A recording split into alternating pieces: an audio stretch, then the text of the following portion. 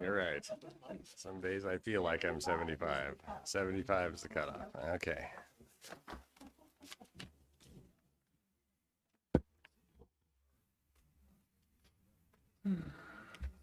What a gorgeous day.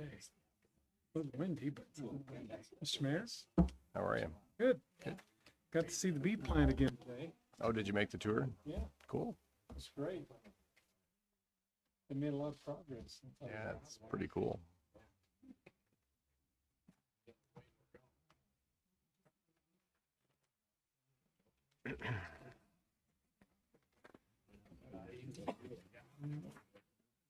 Oh, it's worth the time.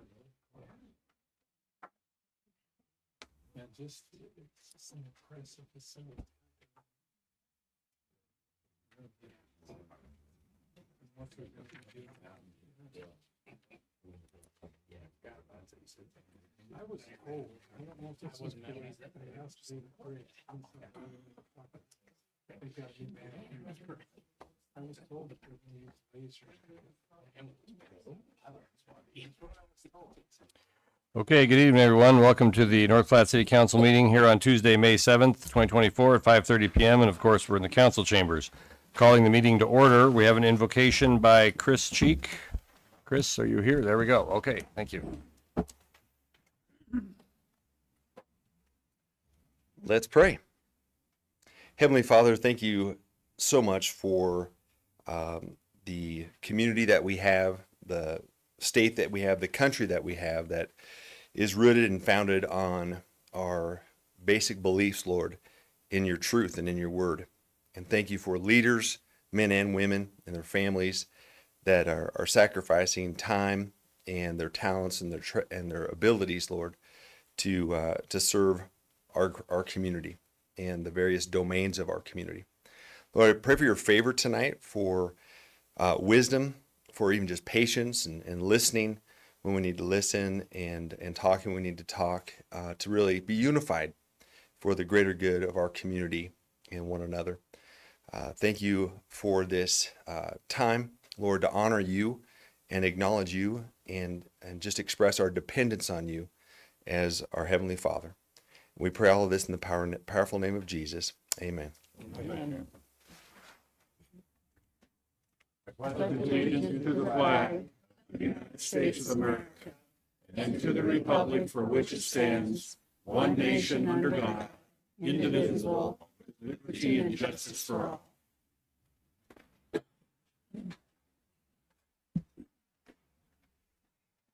Thank you very much. Angie, roll call, please. Nestle, Here. Tryon, Here. Bowles, Here. Lucas, Here. Harris, Here. Landers, Here. Ricker, Here. Wood. Here. Thank you. Current copy of the Open Meetings Act of the State of Nebraska is posted on the wall at the back of the council chambers. Meeting procedure. The public may address specific agenda items at the pleasure of the mayor. If recognized by the mayor, please identify yourself by stating your name and address. Please address the council through the mayor and limit your remarks. We respect our city employees and request that any complaints or criticisms of employees be not aired in a public meeting. Concerns about employees should be brought to the attention of the city administrator or the mayor. Individual in violation will be declared out of order. Awards, accolades, and presentations. Tonight we have an exciting presentation in recognition of Arbor Day, among other things. So, tree board, front and center, please.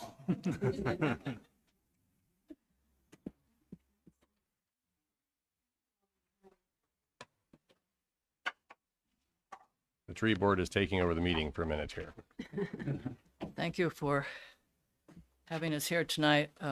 North Platte has received some great honors, and one of them is the flag we get every year for our Tree Seed USA recognition. And so 150 years ago, Nebraska celebrated Arbor Day, and North Platte celebrates their award, the very first award in 1983 for Tree City USA.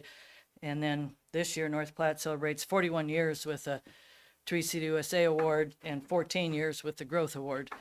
And I wanted to also say that John Patterson was on the tree board in 2002, and he provided these T-shirts for us, or made it possible for all of us to have these T-shirts. And they were resurrected. And so I gave them all a bath, and they're all brand new, and we've been wearing them. So,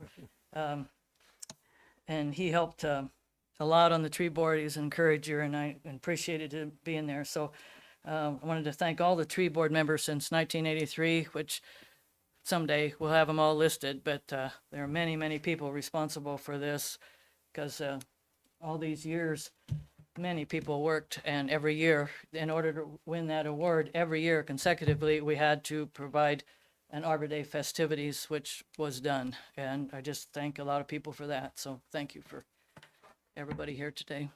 Hey, Mary. Oh, Now that is, looks like 4 by 10 there, right? 40 years? 1983, 84, I was down to, yeah, 41. Okay. 41. So, correct? 41? Because the first award was 83, so the 41st award was last year. You're on, Lyle. I'm not. We'll decide to blame Lyle for this. Okay. Just kidding. The big black represents the first year, and then the rest of it is the 40s, so there's 41. We're just celebrating 2023. Oh, I see. Got it. Okay. Well, Makes and perfect then sense. Got this plaque here that hangs over there in the corner, and very few people observe it, but we're looking at it today, so. Oh, yeah. Celebration, we're having a celebration Thursday at 5:30 for Trudy Merritt at the Rec Center. And it's at 5:30. 5:30. We're having different speakers, one main speaker, and then family and friends talking. It should be a good time, so hope you can come. Won't last more than a half an hour, I promise. So, All right. Well, thank you, Tree Board. We appreciate it.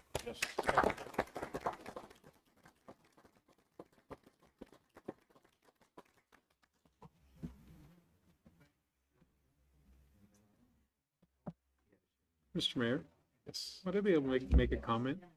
Yes.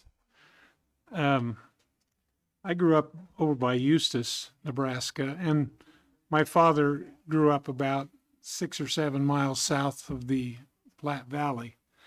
And I remember my dad telling me when he was a boy, there were no trees in the Platte Valley. The only trees that were in the Platte Valley were along the farmsteads where the farmers had planted orchards. And so when I look at our town and the trees that are in our town, we've changed things a lot over the years. I'll be nice and not make you say what year that was. Okay. Moving on. Consent agenda.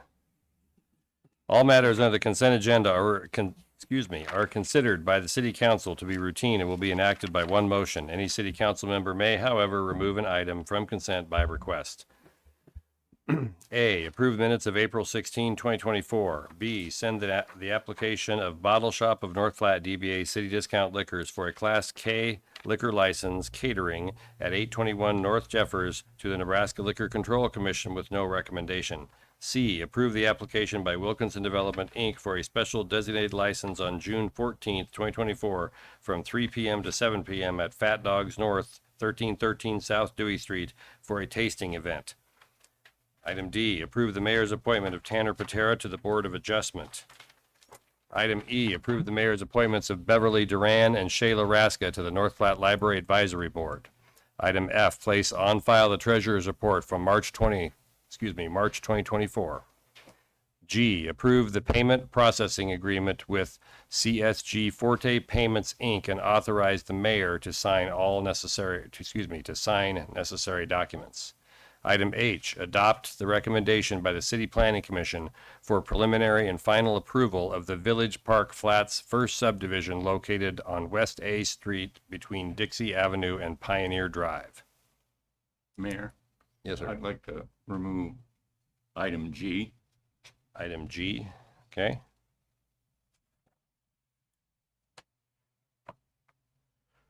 Mr. Mayor, I move that we adopt the rest of the consent agenda, less item G, for approval. Motion by Reeker, second by Nisley, to approve all items on the consent agenda except item G. Calling the question.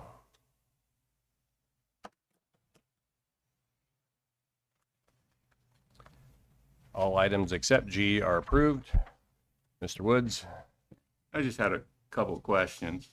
I never paid the city with a credit card. I assume we have a system at the present time. Why are we wanting to get a new one? So we actually have a number of processors that we use depending on different softwares throughout the city. This particular processor is only for the transfer station.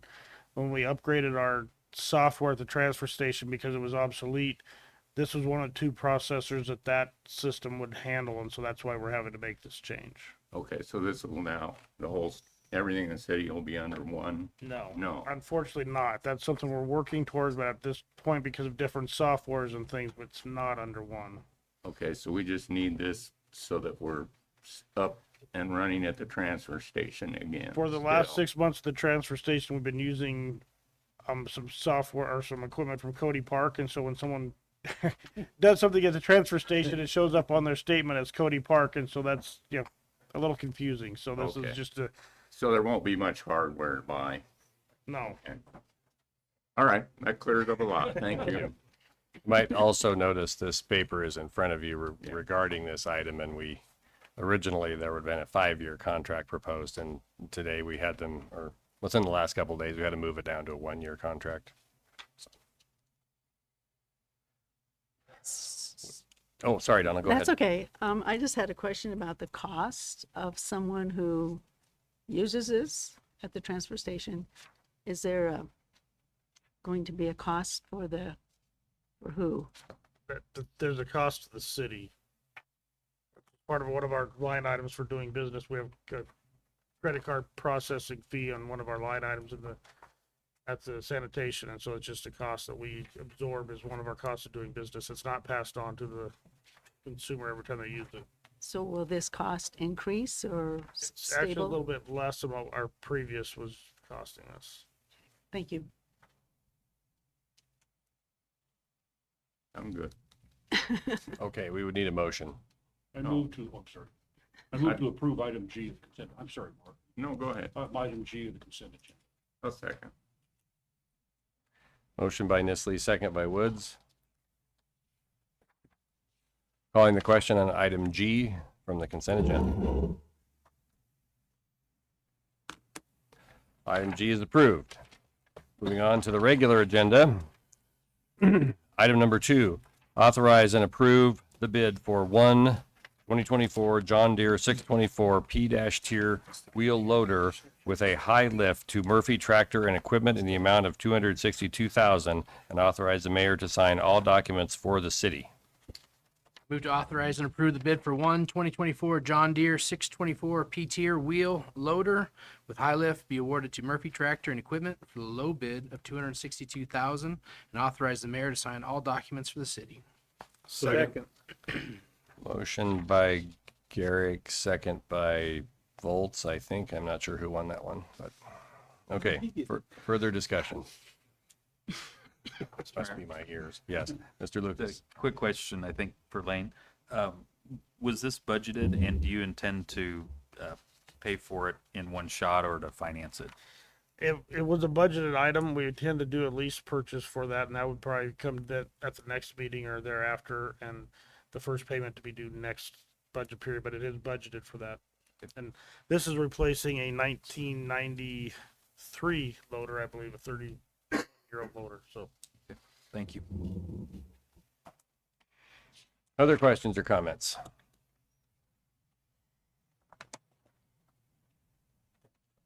Seeing none, calling the question on item number 2.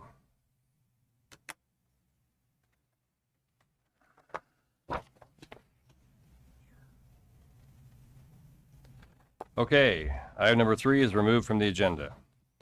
Item number 4, adopt a resolution to approve a micro-TIF project for Lincoln County Community Development Corporation for development of a vacant lot located at 708 South McCabe Avenue. Move to adopt a resolution to approve a microTIF project for Lincoln County Community Development Corporation for for redevelopment of a vacant lot located at 708 South McCabe Avenue. Second. Motion by Garrick, second by Vols. Discussion?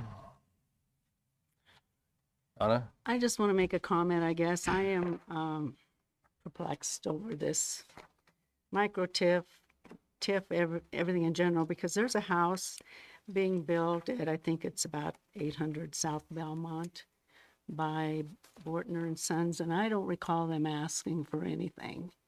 They seem to be able to make it work. So this house is like 3 blocks away. Level, city service is there. I just don't understand it.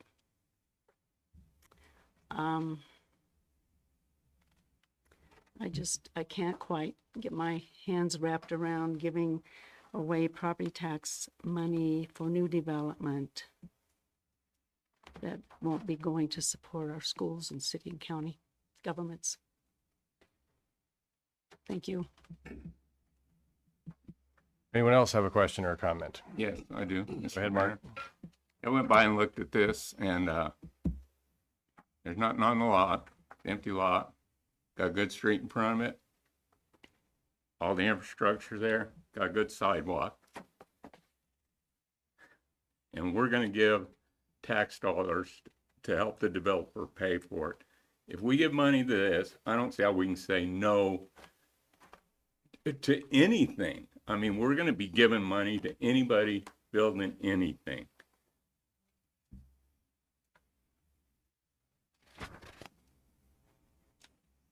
Mr. Mayor? Go ahead. I think as a matter of comparison with where construction costs are today, when developers have come to us and tried to do to actually develop lots from the bare, their goal is to generally have somewhere between a free lot and a lot that costs them, I don't know, $25,000 to $35,000. And so the issue everybody's dealing with is the construction costs. From my experience, none of this stuff will appraise at what it costs to build. Now, I think we're very fortunate that there's some builders out there that have a lot of sweat equity, or maybe they have materials available, or they can move a house to a place and they can figure out how to make it work. But I think the huge issue out there is that things generally do not have a market value today of what they cost to build. And so we just have to decide if we want to help enable that building to happen or not. And I also recall that when we talked about limiting micro TIF, there was a pretty strong argument that you convinced me on that we should not limit micro TIF. And so, because we had that debate a little bit prior as well. So those are just a couple of comments. Pete? Yeah, and if I can, I had to take a second look at this because this is the first time we have involved micro TIF on a uninhabited or on a vacant lot. So I went back and read, and the way I have to look at micro TIF, it achieves all the standards that micro TIF has set out to force. The redevelopment plan includes only one project it does. The project is located within a blighted and substandard area. It is. And it's been within the corporate city limits for 60 years. It has. It involves the redevelopment of a vacant lot. It does. We're less than 100,000 people, and this project is less than $350,000. So going through that, it fits the criteria for micro TIF. So I don't know how we can say no to this because it involves it. This person has come to us asking for the micro TIF. So I don't know how we can say no. So that's my philosophy here. We have to be standard in our decision-making process as it involves with TIF, micro TIF, and everything else. So that's our policy and procedure. Thank you. Jim? Yes, I took a look here at this application. It's by the Lincoln County Community Development Corporation. This is the contractor, our developer here. It says, they say they plan to construct an affordable duplex without compromising its quality. And then it says, we aim to offer, and then it says, our expertise lies in designing, developing, and building affordable duplexes that cater to unique requirements and budgets. We aim to offer residents a budget-friendly family living experience. These are the project activities that LCCDC will undertake. I mean, eventually somebody has to pay for this. I've always wanted to bring families into this community. You know, if we could help ease the burden for a new family to come into this community, I think that's the purpose why we do these things. Well, my problem with this is that no matter how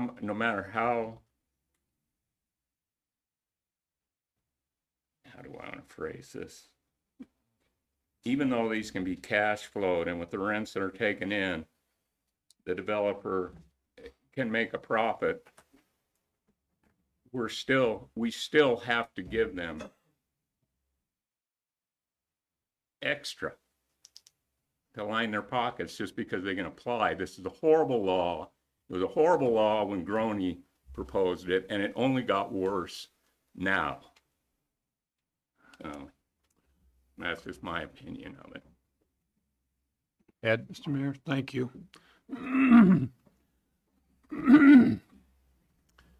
I listened to what you said, Ty, and I don't discount that about the cost of construction and doesn't appraise out at what it costs to build it. So are we in a position where we're going to be giving TIF to everything that's built in our town? I mean, with that kind of a mindset, then we just will have that part of the property settlement that you're going to get TIF on everything regardless of what it is. And I don't think that's a good road to go down. It seems to me like we're obligating our tax dollars that need to be used for the operation of the various taxing entities. For, in this case, I think this is not declared extreme blight. I think it's just blighted and substandard, if I'm not mistaken. So that's a 15-year obligation.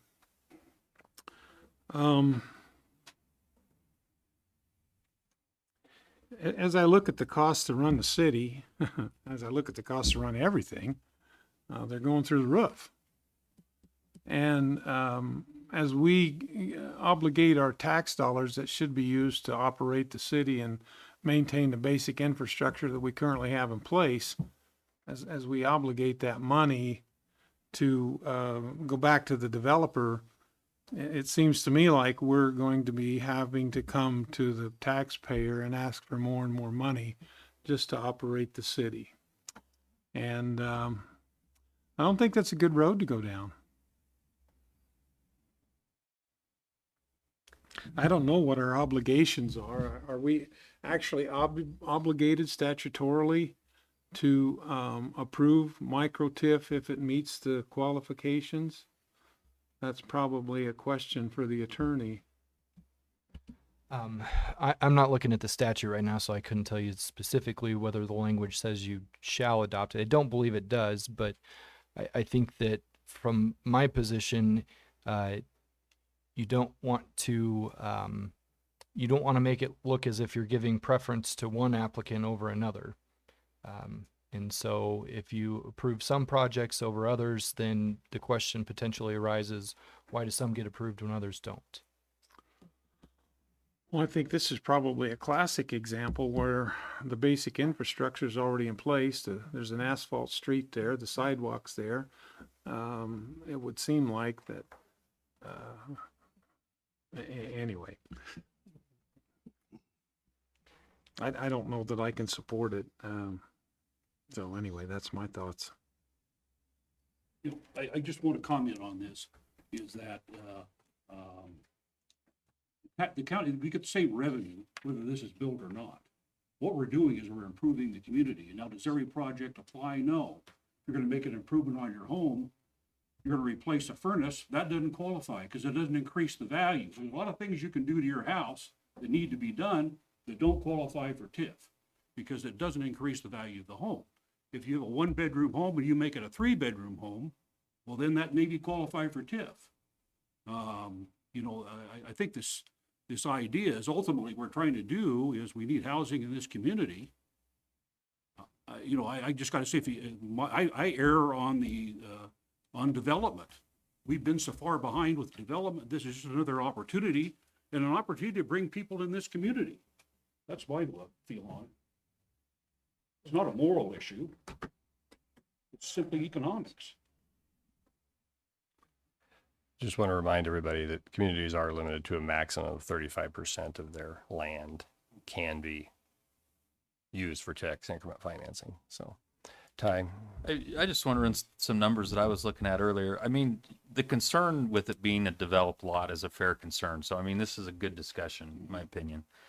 But we are dealing with LCCDC that focuses on certain income levels for their renters. They're trying to meet median or below median income. I don't know their exact criteria. But the old rule of thumb on value or cost to the 1% of rent is that's stood the test of time pretty well, meaning that if you've got $300,000 in building something, you're probably going to have to get about $3,000 a month in rent to make it work. And that's withstood the test of time pretty well. Well, if you figure out what this benefit is, once it hits the tax rolls out of the gate, it's probably somewhere around a $400 rebate back to the organization. So the way I was looking at this is probably going to take $1,500 in rent they have to get, maybe down to $1,300 they have to get. Well, that $200 may not sound much, but if you're somebody who's trying to rent something, you're normally capped out at 30% of your take-home income, and a lot of people try to shoot for 25. So that 200 all of a sudden is a monthly income differential of $600 or $800 a month, which in a year is 5,000 to 7,000, let's say. So in essence, it might not sound like it's that much, but it would cause somebody the affordability with $5,000 or $6,000 worth of annual income. So I do think it moves the needle a little bit on something like this, because the difference between 1,500 and 1,300 could be meaningful. I do think the legislature last year made an attempt in the legislation to say that a city has the authority to deny micro-TIF projects, but that's, I think, what they were talking about with the bill, but Bill would have a much better understanding of what's a good practice and what, is good policy for the city. But I do think the legislature examined that in their work on micro-TIF last year. and do you have it clarified? Yeah, and Councilman Reeker, to your question before, I can reference a statute. I pulled it up so that I'm not misquoting anything here, but the statute allowing micro-TIFs specifically states that the council shall determine whether to approve or deny the redevelopment plan within a specified time, and then it sets forth the reasons why a redevelopment plan may be denied, and that's one, if the plan does not meet the requirements of subsection 2 of the statute, which goes through the items that Councilman Voles reiterated. 2, that the approval of the redevelopment plan would exceed the annual limit that's been established, which our city has not established a limit. Or 3, the redevelopment plan is inconsistent with the city's comprehensive development plan. So those are the 3 reasons statutorily that the city may deny a redevelopment plan under the expedited review process, more commonly known as micro-TIF. Donna? Just one more. Apparently, this is considered extremely lighted and substandard area, according to this. So it would be a 20-year. Is that correct? That would be on actually 42 towards the bottom. Do you want to clarify that question? It does say that here, extremely substandard. I'll probably defer to Bill, but I do not believe that extreme blight pertains to micro-TIF. Micro-TIF is under the standard 15-year, no matter if they're located in an extreme blight area or a blighted area. Okay, Thank you. okay. I would just make another comment, I guess. Everybody talks about how North Platte is short of housing.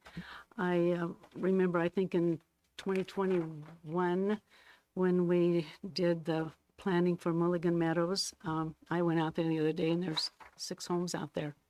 I think there's lots for 52. And I thought by now they would be all filled up by now, but they're not. So I guess I'm questioning the need being that extreme for more housing in North Platte at this time. And when it comes to homes, children will most likely, hopefully anyway, will live in those homes, and they will go to our school system, but the tax money doesn't support our school system during this time. So it may be a tool in the toolbox, I get that, but it doesn't necessarily have to be used. Okay, calling the question on item number 4, please.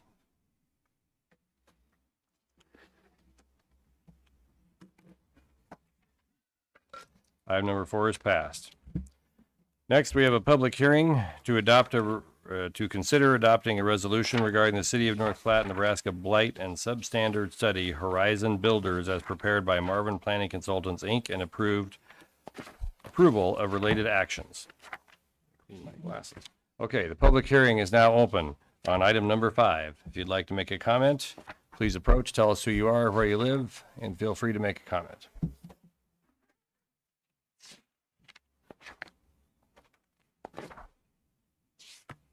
Christy Smith, 2418 West 18th. Obviously, by my address, you can tell I'm right in the middle of this area that is for this study. I was initially intrigued by this study at the April 16th City Council. I saw it on the agenda. Upon conducting a review, I discovered several findings that raised concerns to me.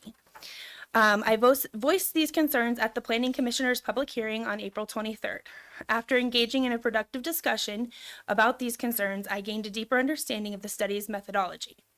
However, I still maintain reservations about the report's street ratings and ownership information. The study rates the streets as 50% good or better and 50% average or worse.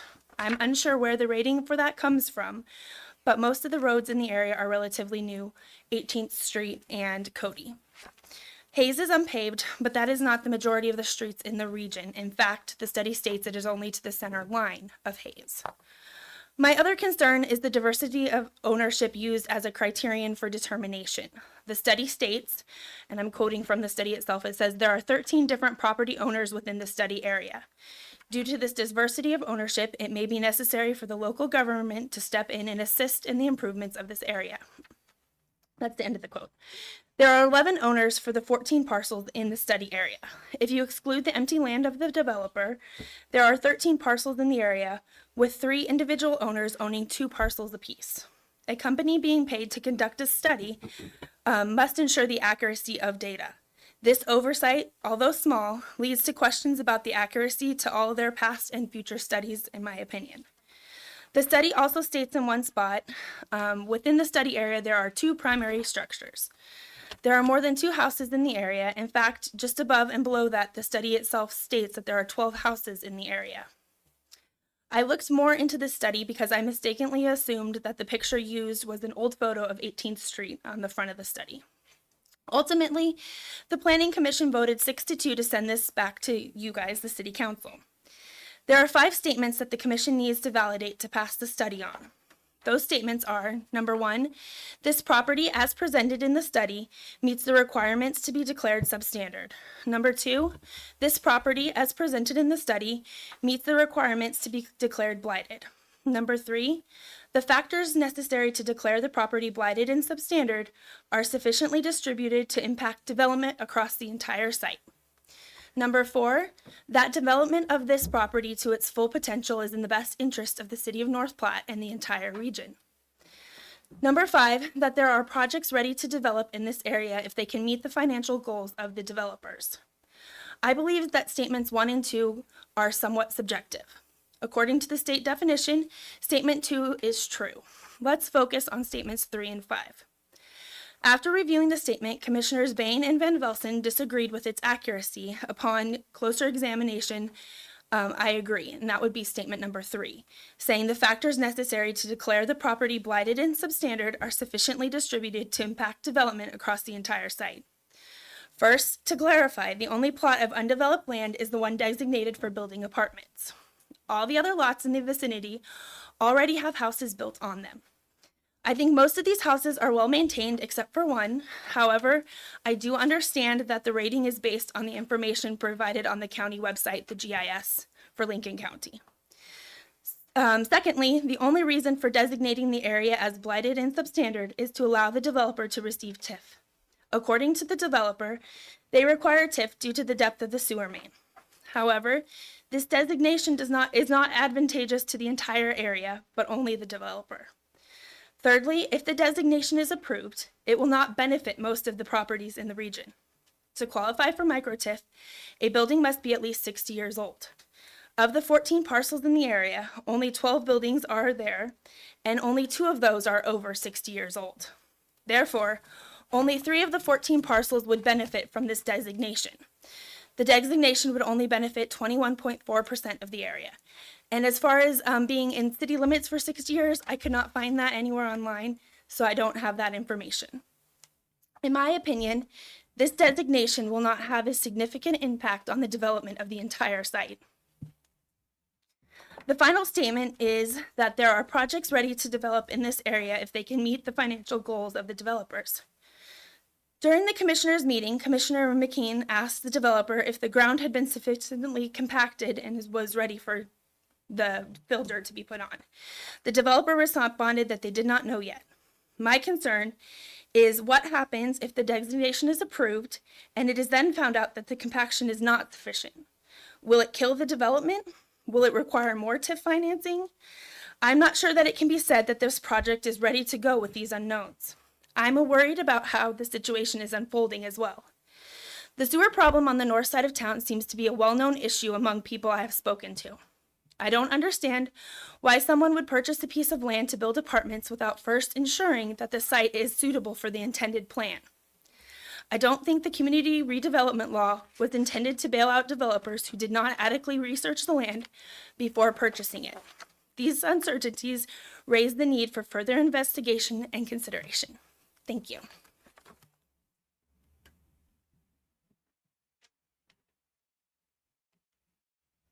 Would anyone else like to make a comment? President, Yes, please. my name's Gary Watson. I've lived over on 2410 West 18th for 37 years. So I'm 62 going on 63. That's almost half my life. I raised 3 sons. I'm raising 3 grandsons, or at least they're there at part of the time. What I'm trying to put out is, well, me and Leva Cochran, she was the one that owned the land before it got purchased. 3 of her wishes that she told the real estate agent was, 1, no habitat for homes, no trailer houses, and it was to be divided up in lots for single-family residential homes. That was her wishes. So she put it up for sale. From my understanding, from what she told me, it was kind of an inside trade. Lashley traded with North Platte Investments, and then that brought in Horizon, which I'm sure stuff like that gets done quite a bit. We talk about that they're wanting TIF funding to raise the level up for the low sewer line. There is no sewer lines there, none. It's agricultural land. It was county land until they changed it for the sale. It's been farm ground, it's been pasture, it's raised cattle, it even raised sheep for a while. And then she started planting it all to grass when the corn failed. Her and her husband planted to grass. Then the following year, they've raised cattle. And then after that, they started just mowing it and haying it. So therefore, other people benefited from that. She told me, you know, she says, Gary, I really hated to sell this because I had to sell it just to keep surviving. She's by herself. She's a widow. Her husband passed several years ago. And she told me something the other night here that kind of shocked me because it's none of my business. She says, I make $1,000 on Social Security a month. She says, I had to sell that so I could keep going. I've been here for 75 years. Now that's a statement and a half. Did I always get along with Leva? No, we butted heads once in a while. But for a good neighbor, she would do anything for you. She had a fantastic garden, and she had really good produce, and she has really good prices. At one time, her and her husband raised beef and sold it hamburger for 50 cents a pound. That's how far it was back. We would love to see that nowadays. The other thing I would like to bring is, like I say, there's no sewer there. As far as my understanding, there might be a sewer line underneath Hayes to the east. But every house that's on Hayes to the east of that property, their sewer goes to the alley, just like mine does on 18th to the alley behind me, which goes towards 17th. So I think that might be a problem. Raising the land up there, yeah, you can do that. You can add more ground. One factor, I don't know whether they've looked into it as an investor. Groundwater there is very low. You can dig it with a shovel, 3 foot max, and you're already wet. When I first moved in, it was 5 foot down, so I got smart. We put a full basement in and we only went 3 foot down. I said I'd never be wet. What year did we get flooded? North Platte raised, South Platte raised, and everybody got flooded. I had water this deep in my basement for the first time. Never happened again. So then I had to install a sump pump, just like a lot of homes in North Platte. It's just something we live with. So that's something I'd like to say, you know, taking into account for that. It's low. The river's just to the north. It won't take very much for it to just be wet all the time. Another example, for going for blighted and substandard. Every year in this community, we celebrate a place called Nebraska Land Days. We enjoy rodeos, concerts, shows, and every year they park across the street from us right there, which is fine. After every concert, first thing in the morning, you'll hear a little garden tractor fire up, and here comes Leva. Trash sack and picking up all the beer bottles, the alcohol bottles, water bottles, syringes, anything that they left. And we'd go and join her. In fact, most of the neighbors on the 18th would join her because it took a little bit. And she would complain a little, you know, because, well, you know, you'd think they'd just put it in their car and take it with them. And I agree with her, but some people don't do that. So I may not be the best spokesman, but I just wanted to say, this is our film. We really don't want to see apartment centers there. We'd love to see new residential homes, single family, raising families. The only question I got, and I doubt could ever be answered, is this apartment complex going up for sustainable beef? Because I have my little excursions on who and what we'll be getting. And really don't want them living across the street. One of the things is you're in a residential district, everybody owns their house, and you all have, you're proud of it, put it that way. When you rent, it's a roof over your head. If something needs fixed, you call the landlord. If something in my house needs fixed, I call me or my wife, and we make a phone call to whoever we got to that can do it if I can't. And the older I get, there's less I can do. I did repair the roof last year, so hey, not bad for 62. But anyway, that's just kind of what I wanted to say. Please take into account, talk with the neighbors down the street. Go see for yourself. She has maintained that lot immaculate for years. One year she didn't have anybody to mow it, so she's out there on a 42-inch deck riding lawnmower mowing that. And I came home from work, and I seen her out there, and I walked over, and I says, Leva, what are you doing? Well, I got to get this mowed. It's getting too tall. Leva, do you still have your Ferguson tractor? Well, yeah, but I can't run it. My son-in-law can't make it down. My daughter can't make it down. How about if I see if we can get it running? I says, I'll mow this for you. Could you do that? Yeah. So that's what ended up happening. I helped mow her. And I wouldn't take a dime from her, even though she tried to pay me. But we got other things, you know, you had garden stuff would show up at the house on the front porch. You kind of knew where it came from, but, and then if I asked her, oh no, Gary, I didn't do it. So, okay. So anyway, that's just my deal. Hopefully, like I say, if you can, talk to the rest of the neighborhoods. They're probably going to, I know my neighbors, a lot of them felt the same way. I appreciate Tristan for bringing it to our attention. And thank you, everybody, for being here. Thank you. Any questions Thank for you. me, or if not, I'll just take a seat. Anyone else have a comment? Or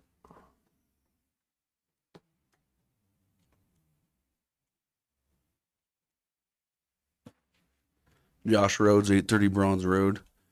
Basically here to answer any questions. I'm the developer on the project out there. So if you guys got any questions for me, I'm here. Yeah, if I may, the issue was brought up, will the apartments bring in more people in those apartments than it would be if it were just residences around there like was described here? Would it be more people or the same, or? That's hard to tell. I mean, there's a variation of people when you develop something. So we build these similar units in Grand Island, and we get a range of anywhere from a young family to a full retiree.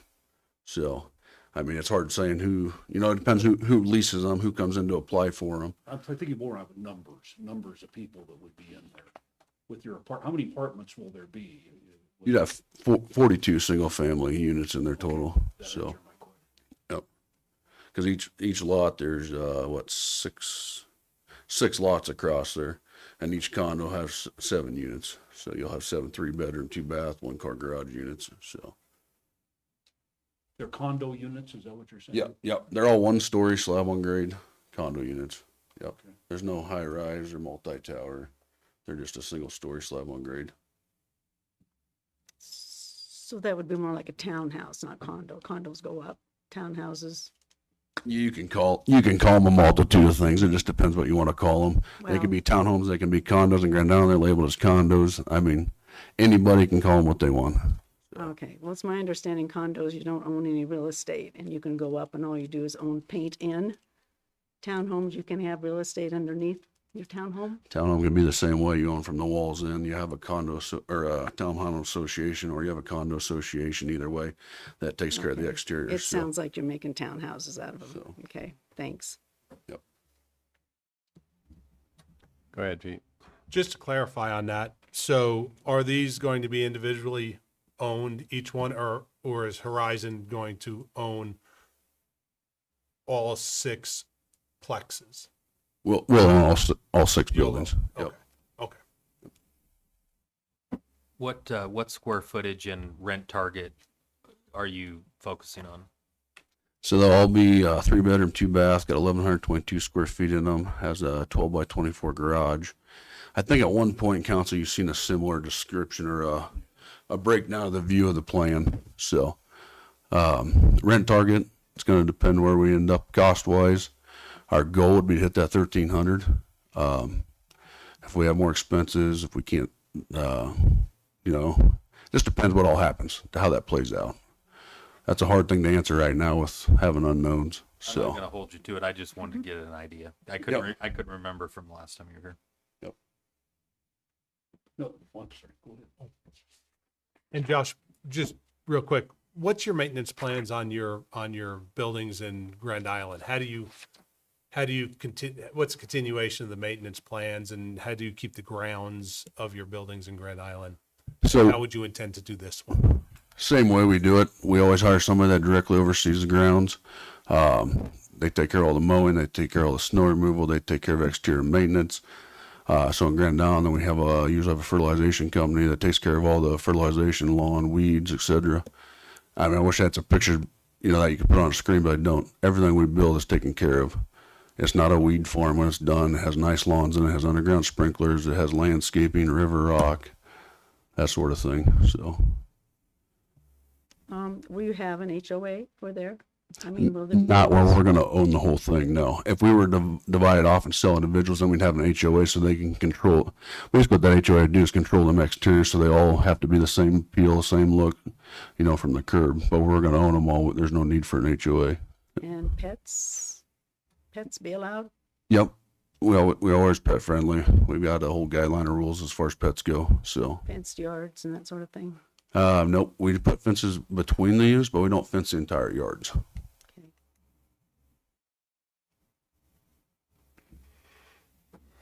Ed? Mr. Mayor, thank you. I owned a property just west of where your property is on 19th Street. And the sewer is shallow there. I never had any trouble with it at all. And if the trajectory of the lay of the land works the way I think it does, the city slopes from west to east, and the sewer line kind of follows that contour, in all probability, my property was higher than yours and probably had a less fall than what you're going to have. And we didn't have any trouble with the sewer. I'm not sure where the numbers you got came from, that you're going to have to spend $1 million to bring in dirt. But I believe you told us that up until you found that you were going to have to bring in all this fill dirt, you were going to do it without TIF. I believe that's what you told us. Have you done any reevaluation of that now to determine if the numbers that you got were correct? And has that been reevaluated to see if in fact you are going to have to bring in that extra fill? I don't understand this because, like I said, my property, that house, actually the house was built as a scale house for Buffalo Bill. And I'm not that old, but getting close. But nonetheless, it was added on a number of times, and the sewer worked fine.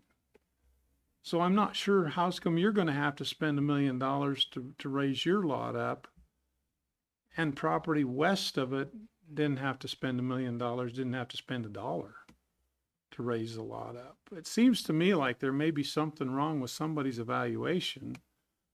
I'm sure you don't want to spend any more money than you have to, and something doesn't ring true for me here. I don't understand.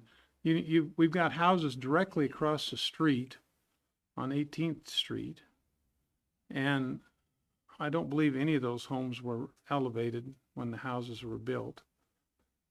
There's houses on the east end of your property that, again, I don't believe there was any fill brought in when those houses were built. I haven't seen any outhouses there or porta pots, so apparently the sewers are working. And I don't understand what makes your property different. So that all has to do with engineering and the way things are built these days. So a lot of times they like certain flows on certain lines, the maintenance of those lines. They also like elevation of floodplains. That comes to be a determining factor. You have to set property so high. You don't want, obviously, water flooding that property after you build it. So a lot comes down to engineering. But the way it's set up, you run 800 foot of sewer back to the west. And because you have to be able to service all those properties, there's no sewer in front of that at all along 18th. So you have to be able to service all those. In order to get all that flow and that grade, that's where they get the evaluations. And the prices we get are from what we send out for bid. So those are bids that we receive back from contractors to do the work. So we don't come up with those numbers. Those are bids we receive still. And what they're bidding on is the information that the engineer. So we have this whole deal here. I could get it out if you want, but it tells them elevations, it tells them the site plan, it tells them original grade, what the final grade's got to be in order to compensate for the sewer runs, everything. So you also got to account, we got sewer runs going east to west. Well, then when you add those condos and go all the way back north, you got to also account for grade going from north to south the whole way to hit that main also. So you got more than just a single grade. With a single family house, you only got to hit one grade. And I understand. So, yep.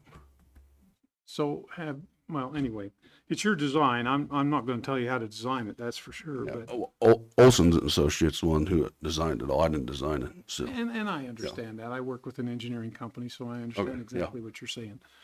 But it's something just causes me some question here.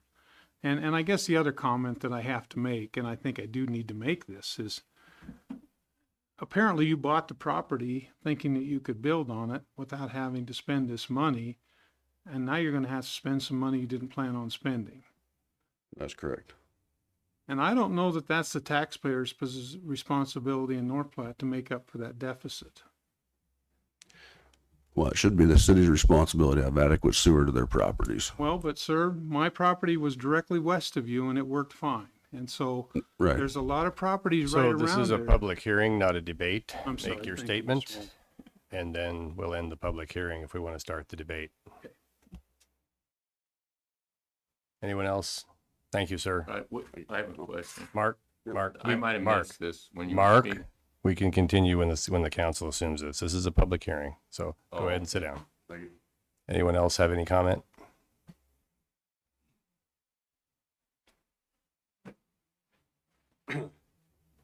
Gary Pearson, President, North Platte Area Chamber and Development Corporation. Josh, like a lot of our housing developers, one of the first entities, first people they reach out to is the Chamber and Development Corporation, try to understand everything that's going on in North Platte, make sure that what they're hearing about the housing demand is real. And so we try to share as much information as we can, try to be as transparent as we can about the great need, because I hear every day from our employers, you know, this is the kind of housing they really want to see developed. They know the single family, newer housing, newer subdivisions are coming. But the workforce for a lot of the different projects we have on the ground moving forward right now are depending on laborers that not necessarily make the kind of wages that they could just start out by buying a home. So we convinced Josh, a developer out of Grand Island, took a leap of faith on this community to come forward. We certainly didn't try to coach him on where to do it. To his best, he tried to do it in an area where he didn't have to put in new infrastructure.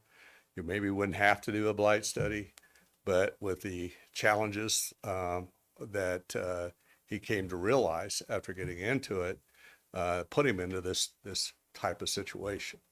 To me, this is what the useful things that TIF can do is address the infrastructure deficiencies in the community, especially in some of the older areas.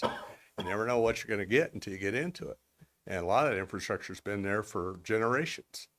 And it's tough on developers with all the different costs that they face today. And I just, because I think this information is relevant to everything that we're talking about when it comes to tax increment financing, and some of the argument is, well, you're taking away from the tax base doing this. Well, that tax base isn't there. In a lot of cases, it never will be there. But when you get aggressive like this community has done in the last decade to build our economy, and I've cited these statistics before, and I'll probably cite them again, but these are real. These are actual numbers. Back in 2013, the valuation of this community is, and I'm talking about just city proper in North Platte, was 1.3 million. Today, in 2023, latest valuation, certainly when the new valuations come out, will be much greater than this, but it's almost 1.9 million.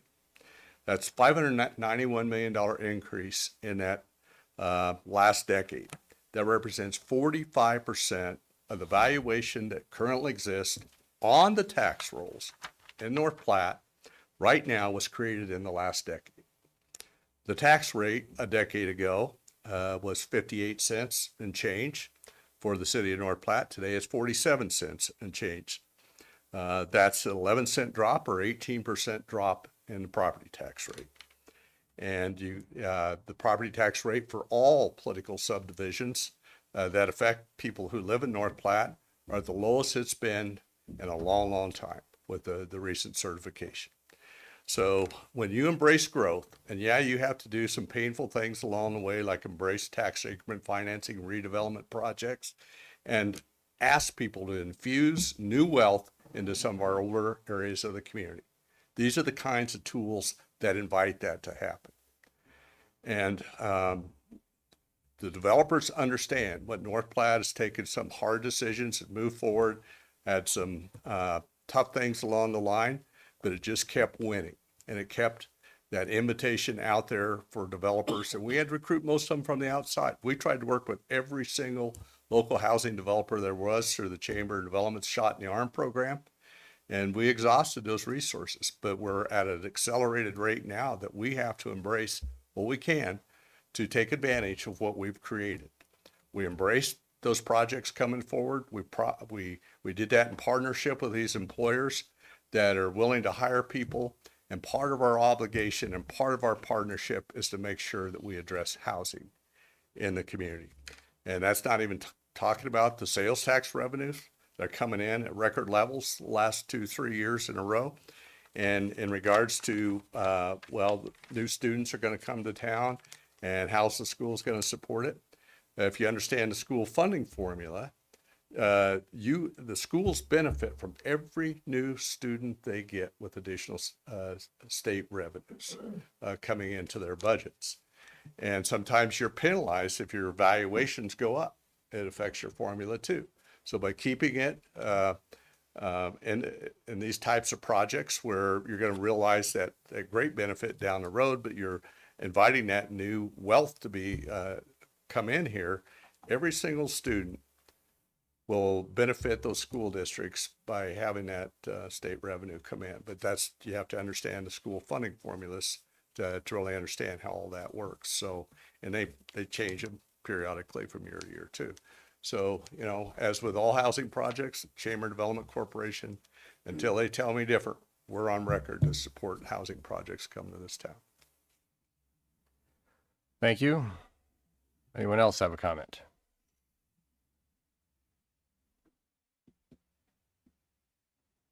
I move we close public hearing. Second. Motion by Vols, second by Garrick to close the public hearing. Calling the question and closing the public hearing, please. Public hearing is now closed.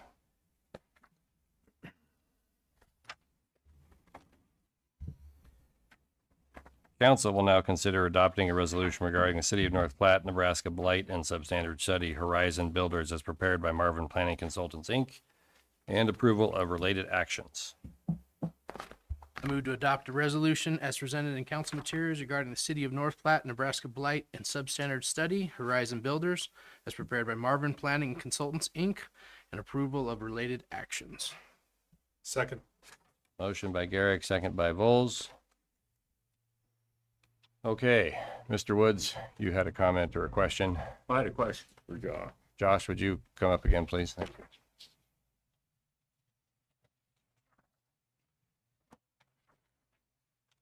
You said that on your sewer line, you were going to run it from east to west. I mean, did I hear that right? Yeah, that main is like at kind of in the alley, a little bit behind north of 18th and Hayes on that corner. So they're gonna come over there, drop back. They got to come across, drop back towards 18th, and then come all the way down the front back towards the west. So, Is there a reason you can't run it to the east instead, so it follows the slope of the land? I don't know. right. Well, the lines sewer are will available. the sewer will drain that way back to the east when it's done. That's why they have to elevate to get that flow line to make that flow line go back east. Okay. Yep. Well, I didn't understand you. No, that's fine. So, yep. Okay, other questions or comments? Josh, you might as well stand there for a second just in case. Unless you want to get more steps in tonight. Which is No, that's probably okay good if you're- for okay. No comment. Any other questions or comments? Well, Josh, they made a liar out of me. I guess you can sit down. Okay. Thank you. No other questions or comments? Mr. Wood, Mr. Lucas, sorry. I had Mark's name written here, so I didn't forget I've been to call called a him. lot worse things than Mr. Wood in my life, so there's nothing wrong with that. I just want to comment that, I think this is a quality project. 41 or 2 units, that's a significant project. I mean, I don't know exactly what their construction is going to cost. I'm sure we're not making the TIF decision tonight, but I suppose that's $6 or $7 million worth of stuff when you're done. And I think we have to remember too, of course, tonight we're looking at the blight and substandard designation. A TIF bond doesn't have to be maxed out. It could be done for 50% of eligibility, and maybe that bond would pay off in 5 or 7 or 8 years. I still believe that when he came to us prior, as a lot of out-of-town developers do, when they're working on zoning, they just don't know what it costs to build here and understand. And we've seen this over and over again. Nobody else is doing anything like this without TIF, and because it's just not economically feasible unless you have a major employer investment or somebody that doesn't need any return on their money. But even in those cases, it's needed it to make it work, it seems like. And this could just be fantastic for this area. I appreciate the testimonies, both of you, and especially the history of the property and the items you pointed out. But I think this would be fantastic for the area. We don't have much like this being built. The pet friendly, I'm glad you asked that question, Donna, because that's one of the challenges that the multi-story apartments have, is that they have to build multi-story to make them economically feasible. But then all of a sudden, my son that's got an 80-pound yellow lab's he can't live on the 3rd floor of an apartment. And so I think this is a different offering. So I'm very excited about the project, really am. It's possible your son is overfeeding his lab. No, he doesn't look as heavy as he is, but man, he's heavy. Mr. Bowles. Yeah, I too appreciate both your testimonies. I love the history, and Christy, you did a great job. It was well thought out, well formulated. The only thing you did a little bit was you blended micro TIF with TIF, because you start, we were talking about 60 years and TIF is 40 years, and there were just things in there. I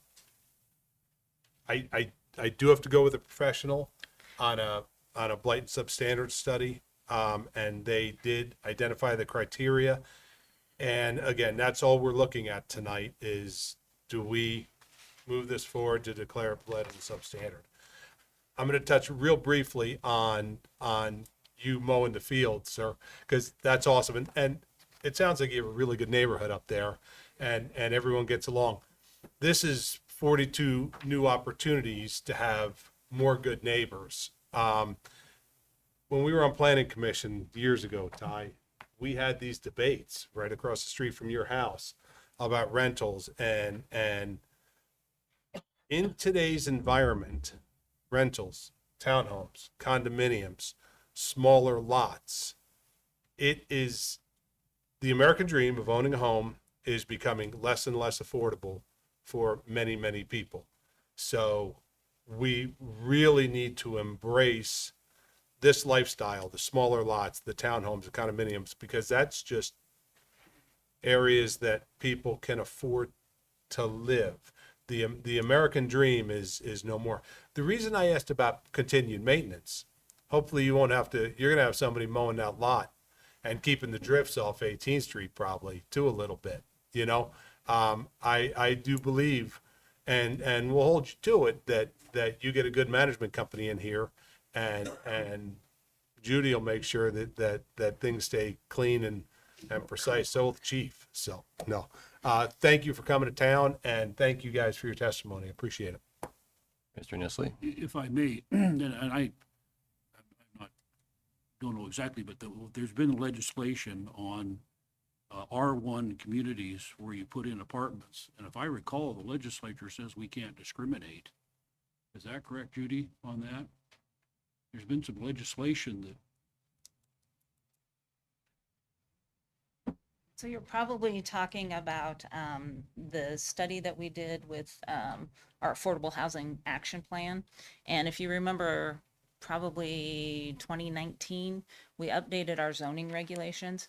So you can still have your R1, your R2, your R3, but what we did was allowed for duplexes in an R1 on larger size lots. And then the smaller, like R2 and R3, we made smaller lots, more dense. So it focuses more on density. So yes, you can't really just have a strict R1 any longer. You have to allow for some of those alternative type housing.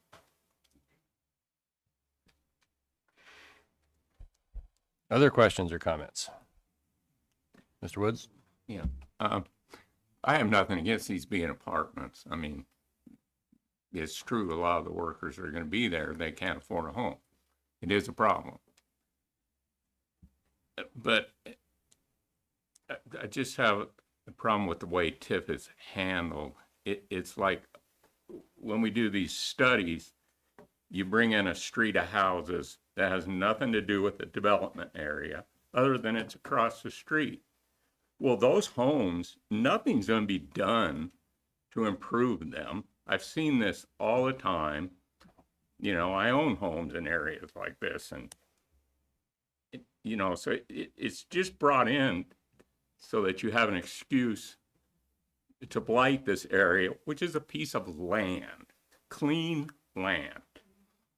Okay, and then you say, well, look at how much the property tax base has gone up, and it has.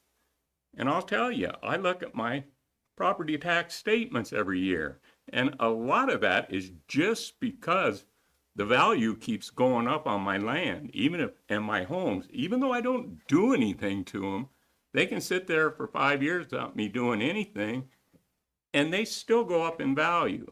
And this happens even when we're stagnant. And with every new place we put in, you have more for the police, more for the fire, more streets to clean. I mean, everybody wants to say there's no extra costs with this, and there are. But those property taxes aren't there to take care of them. That's, I don't know what I have to say. Donna? Thank you. I just want to thank Christy and Mr. Watson for coming, and I'm always excited to see the public here to speak about anything.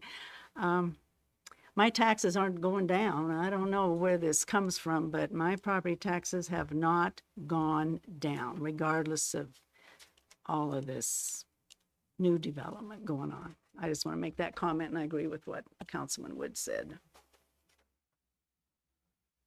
Other comments or questions? Ed? Mr. Mayor, thank you. I want you to know, Josh, I'm glad you're here. I have nothing against your project at all. And we do need housing. I have nothing against apartments. Unfortunately, with the lay of the land in the United States of America, with the tremendous inflationary pressure that we have against our people today, it's becoming ever more difficult for people to acquire wealth enough to build a house or to even buy a house. And unfortunately, that means we're going to be faced with more and more rentals because people can't buy them. I mean, people just cannot buy them with the other costs that they have to live. So I appreciate your coming. My comments have nothing to do with you personally. I hope you know that.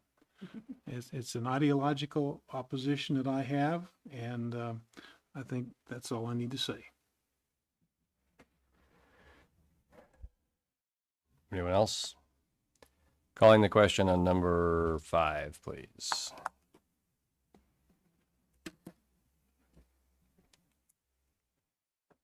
Number 5 is passed. Another public hearing on item number 6. Adopt a resolution regarding the extremely blighted determination study for North Platte, Nebraska, March 2024, as prepared by Information Art, and approval of related actions. So this is a public hearing. Just want to say, for the sake of clarity, this is not the same property we've just discussed for the last 45 minutes. Okay, opening the public hearing.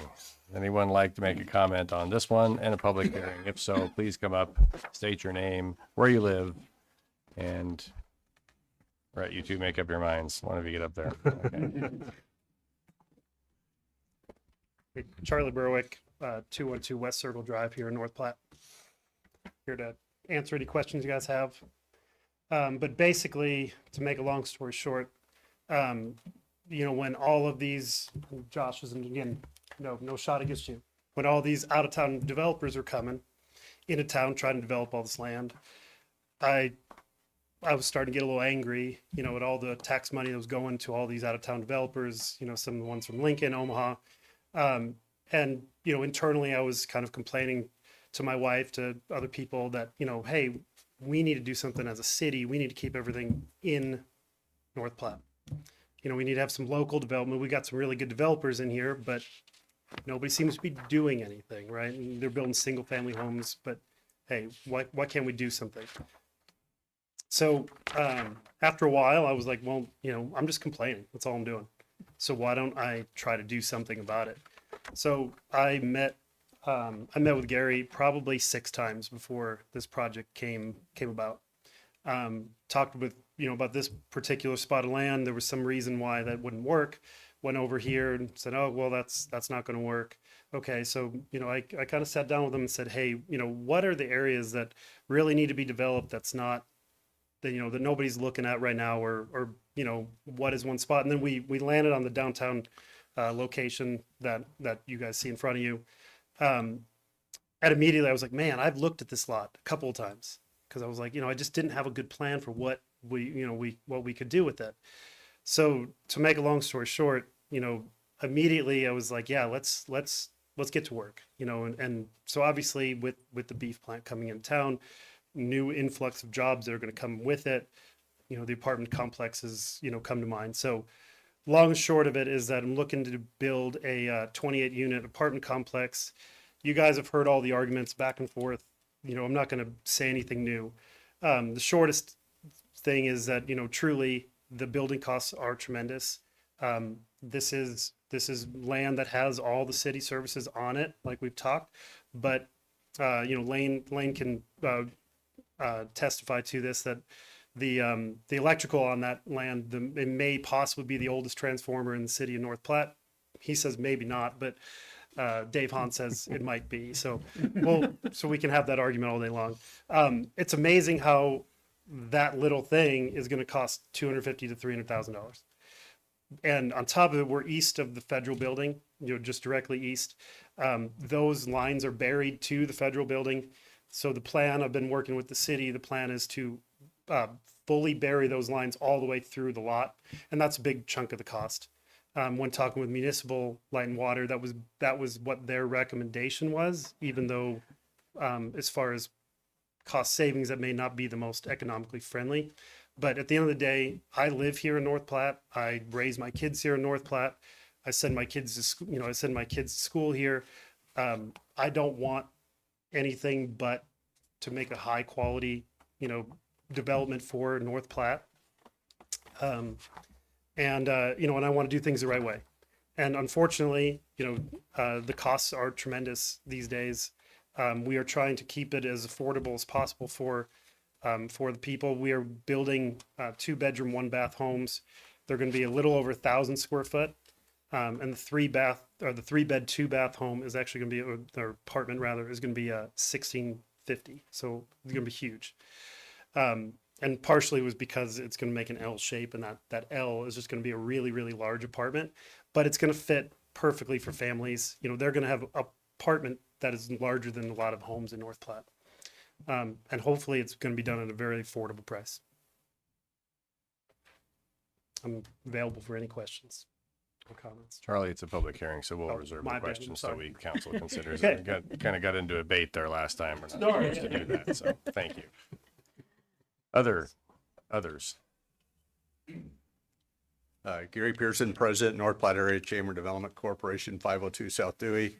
For all the reasons I stated in the previous public hearing, apply to this as well. And I would also say, in all honesty, I've met with multiple developers on this particular piece of property, because it's kind of in the heart of downtown, you know, a little bit off the beaten path, but certainly has been an eyesore for many, many years. And with all the exciting things going on downtown, it's becoming a real showpiece for people coming to North Platte. And this kind of sticks out in a very bad way. It really does. There's a lot of overgrown vegetation and trees. I think at one time there's probably a bunch of mobile homes in there that were maybe stacked in there at some point. That's just what people have told me. Maybe they weren't. I don't know. But it really has served no useful purpose to the community other than be kind of an embarrassment. and you get somebody like a Charlie Berwick willing to invest in these kind of properties, I would just encourage you to embrace what he wants to do there. And it's just going to be another thing that really adds to the excitement going on in downtown. Thank you. Anyone else? Okay. Good evening, Mayor and Council. Eric Seacrest, 109 South Maloney Drive. I have no personal financial interest in this project, but I do have a long-standing interest in having decent workforce housing in this community.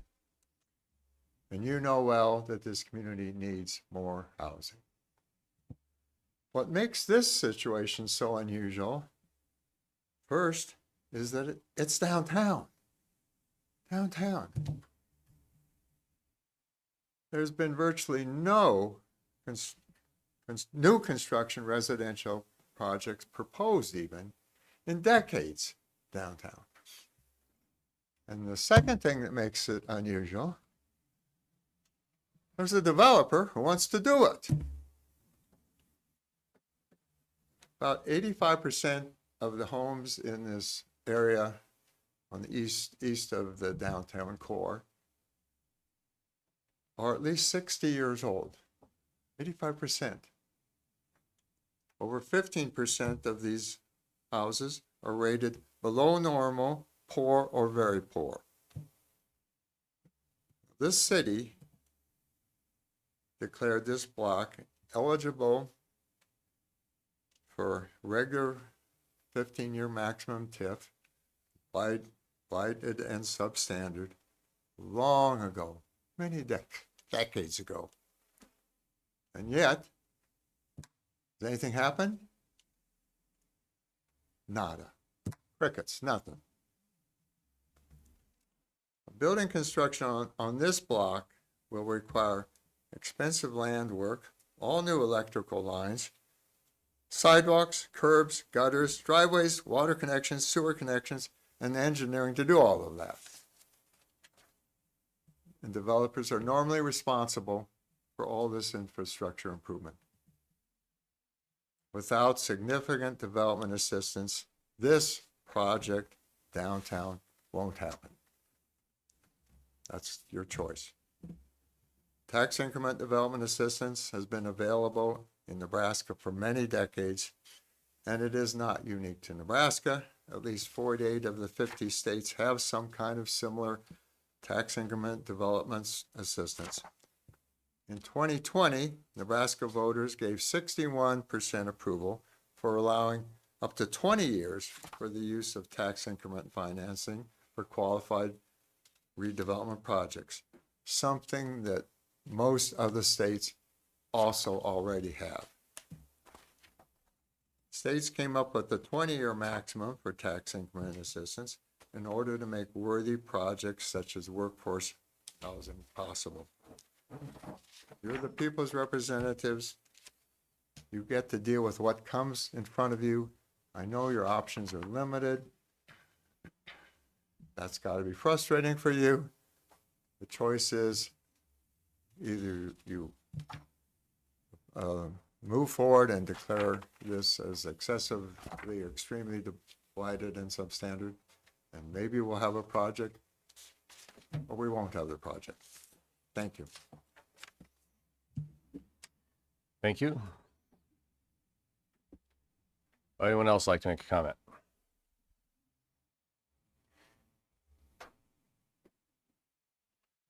I move we close public hearing. Second. Who seconded it? Brian, okay. Motion by Bowles, second by Flanders. Close public hearing. Calling the question on closing the public hearing, please.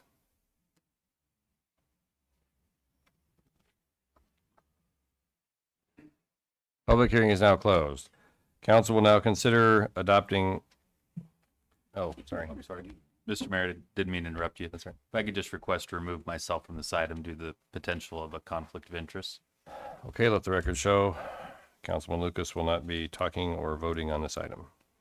Item number 6, council Wes, Councilman Lucas, will now consider adopting a resolution regarding the extremely blighted determination study for North Platte, Nebraska, March 2024, as prepared by Information Art, and approval of related actions. Move to adopt resolution as presented in council materials regarding the extremely blighted determination study for North Platte, Nebraska, March 2024, as prepared by Information Arts and approval of related actions. Second.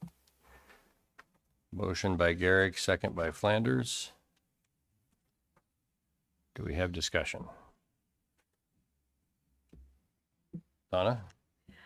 Thank you. I don't know, this might be a question for Judy.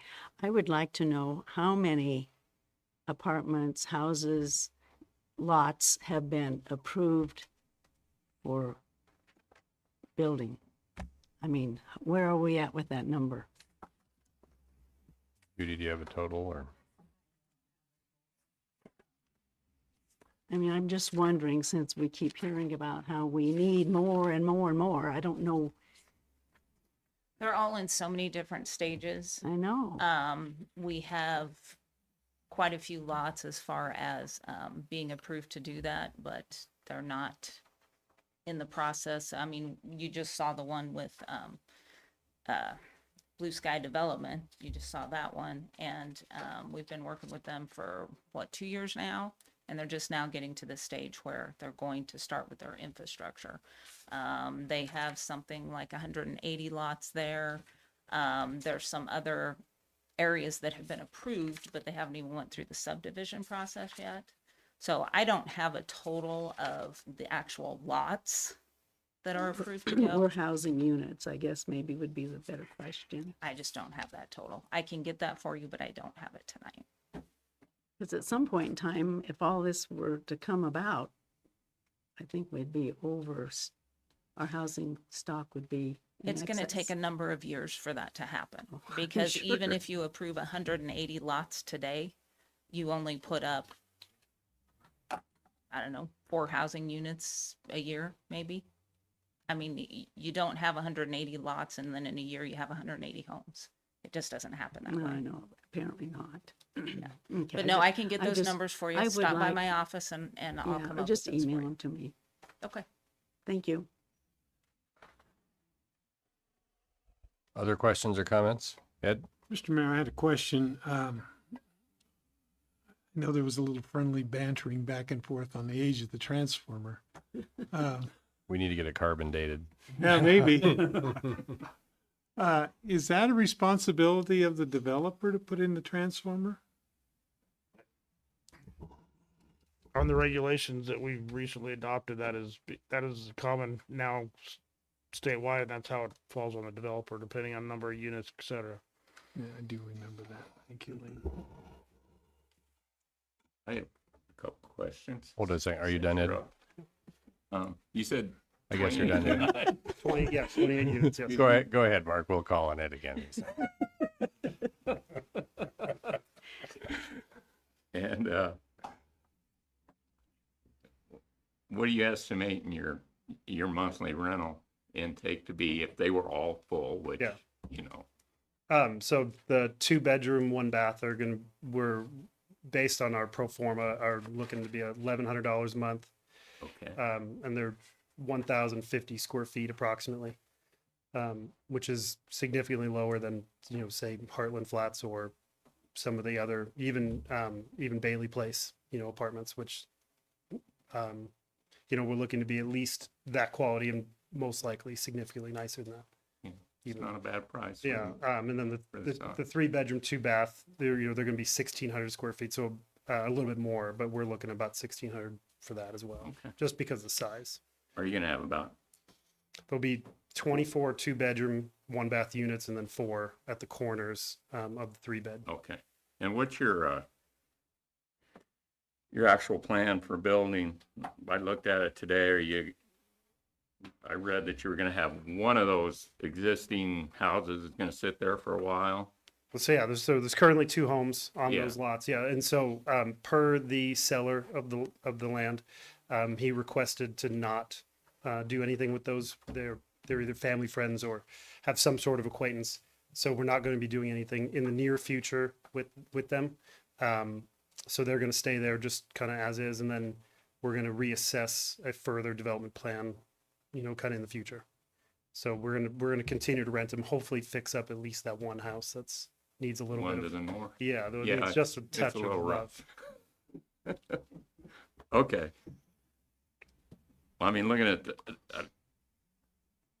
the building, I mean, to build them, you're gonna have to knock one down. No, we'll No? be we are just inside there's a 7-foot setback from the Oh, lot. okay. Okay.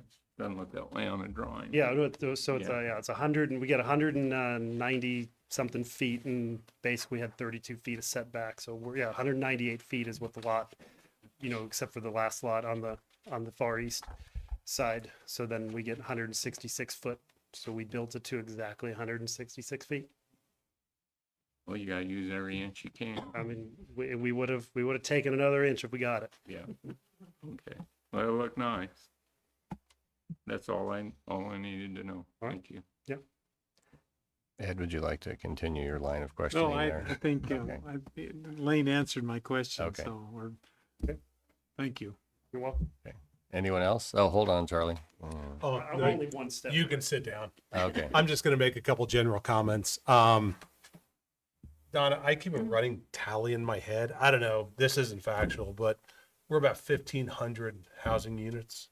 And if 50% of them come to completion, I will be extremely happy. So we're like 1,600. That doesn't count Horizon or this.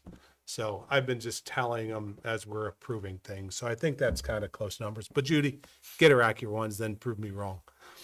So I'm sorry, go ahead. Oh, the only thing I was going to say on this, again, what we're looking here is to determine whether this is extremely blighted. And evidence shows that it is. That's what we're talking about approving here.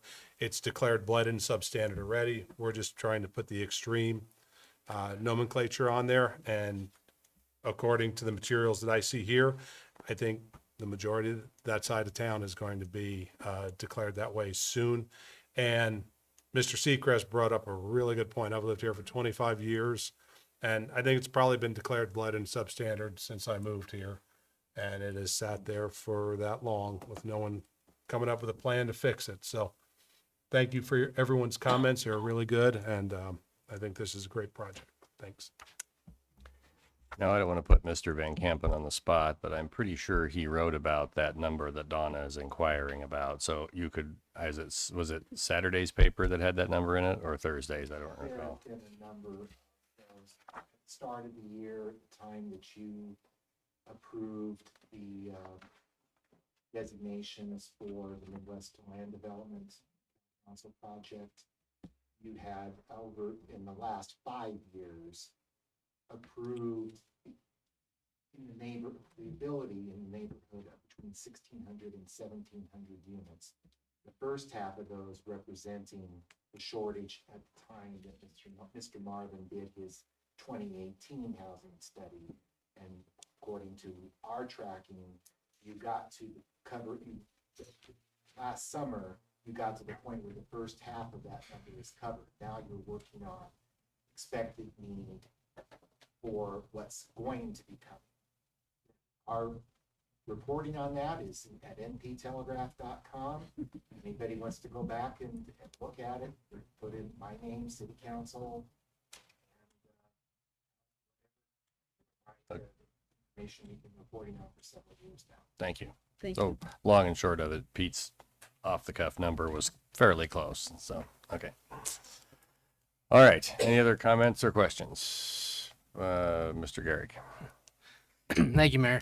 I just want to thank you, Charlie, for doing this. I take shop local to a bit of an extreme, so to see a local guy step up and do this, no offense, Josh, obviously, but to have you step up and keep those dollars circulating here, it's just, I really appreciate that. Thank you. Mr. Flanders. Just to piggyback off of what they have all been saying, I appreciate you stepping up and bringing this project forward. I think that's a great addition to downtown. I mean, we've done so much. They've done so much in downtown now. It's beautiful. and it's just going to make it more beautiful. So I appreciate that. And, being local, using local contractors is great. And I think Horizon coming in and other developers, I think there's a balance that needs to be there because we don't want to inundate our local contractors, and they just can't keep up with that, with what we need for housing. So for everybody to work together, I think it's great. So thank you. One more question. Donna? Have you done other developments here in North Platte?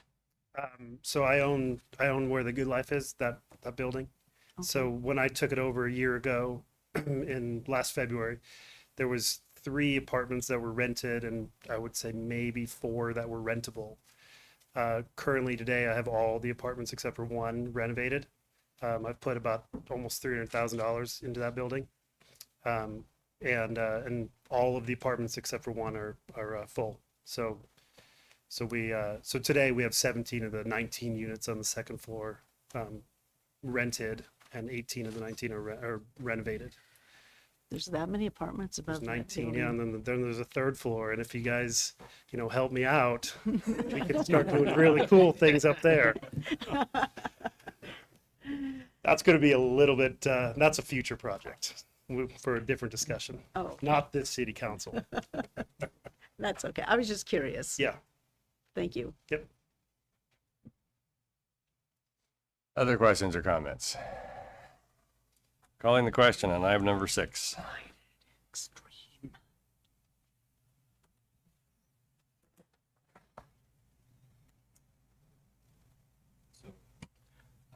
So Mayor, the state law requires at least 5 votes in favor. Under Nebraska Revised Statute 16404, you would be authorized to vote under these circumstances where there aren't enough votes for passage at this time.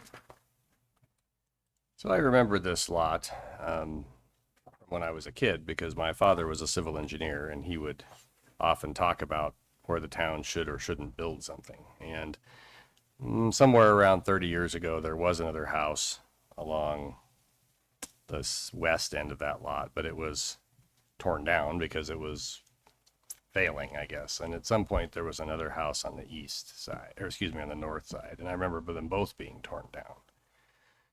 But for the last approximately 30 years, that lot has been exactly as it sits today, except perhaps the difference in the grasses or something like that. So I think we need to improve it. I vote yes.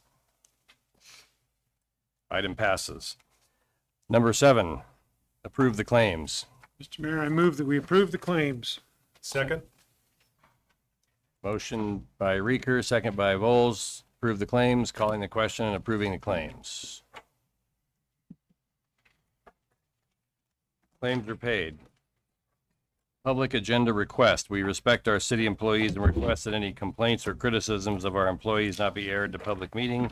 Concerns about employees should be brought to the attention of the city administrator or the mayor. Individuals in violation will be declared out of order. If anyone has an agenda request item, please approach. Thank you. Please tell us who you are, where you live, even though I know who you are, but you have to say that for the public record. I'm Tyler Felton. I live 161 Hillcrest Drive, North Platte.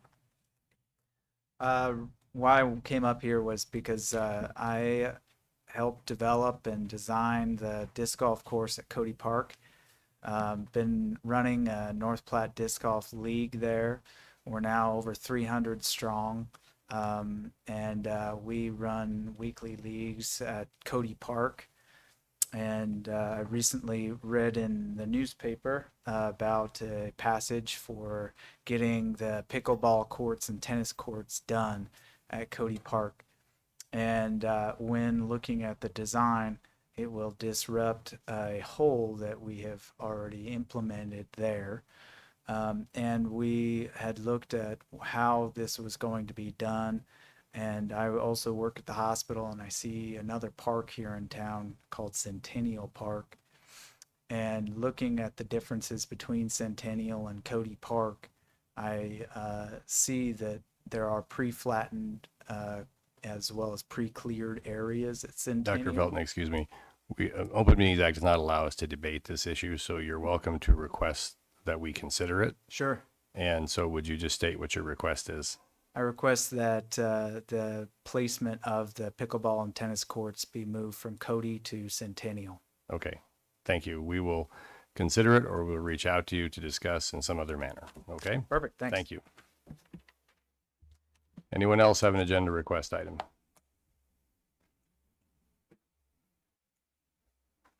Mr. Mayor, I move that we adjourn. Second. Motion by Reeker, second by Nisley to adjourn, calling the question on adjournment. Meeting is adjourned. Thank you, everyone.